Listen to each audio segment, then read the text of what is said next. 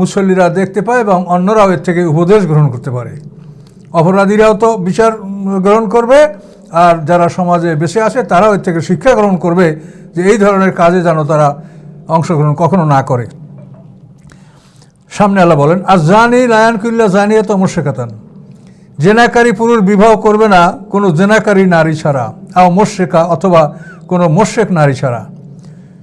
এই জেনাকারী পুরুষরা সাধারণত জেনাকারীকে বিয়া করবে, এটা হলো আল্লাহর বিধান, এটা আল্লাহই এই ব্যবস্থা করে থাকেন। অথবা মুশরিক নারীকে তারা বিয়া করবে।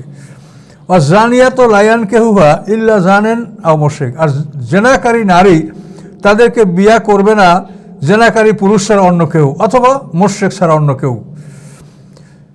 হুররিমা যালিকা আলাল মুমিনিন, এবং মুমিনদের উপর এটা হারাম করা হয়েছে। এখানে একটা ঘটনা আছে, মক্কাতে ইসলাম আসার পূর্বে আরব সমাজে প্রচুর জেনার প্রচলন ছিল।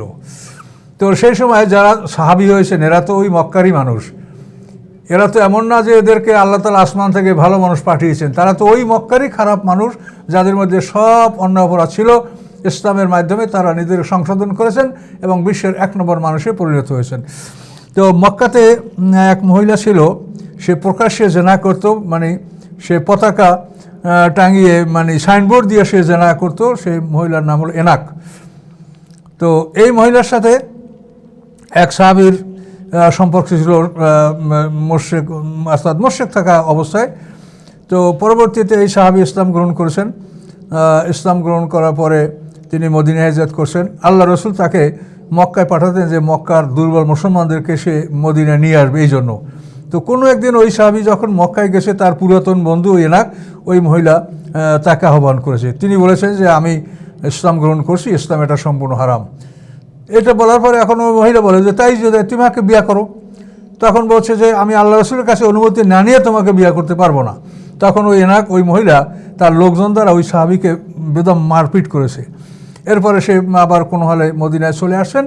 আসার পরে আল্লাহ রসুলের কাছে বলছেন ঘটনা যে এই মহিলা, তার এই আপত্তি, সে আমাকে বলছে যে আমি যেন তাকে বিয়া করি। কেউ শরিয়াতে কি এই ধরনের মহিলাকে বিয়া করা জায়েজ আছে? তখন আল্লাহ আয়াত নাযিল করে যে না, জেনাকারী পুরুষ তারা জেনাকারী মহিলাকে বিয়া করবে, আর জেনাকারী নারী তাকে জেনাকারী পুরুষ ছাড়া কেউ বিয়া করবে না।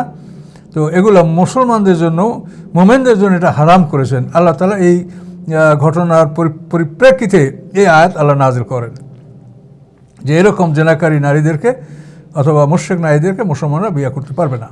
ওয়াল্লাযীনা ইয়ারমুনাল মুহসানাতি সুম্মা লাম ইয়াতু বিআরবাতি শুহাদা ফাজলিদুহুম 80 জালদা, যারা সতীসাধ্য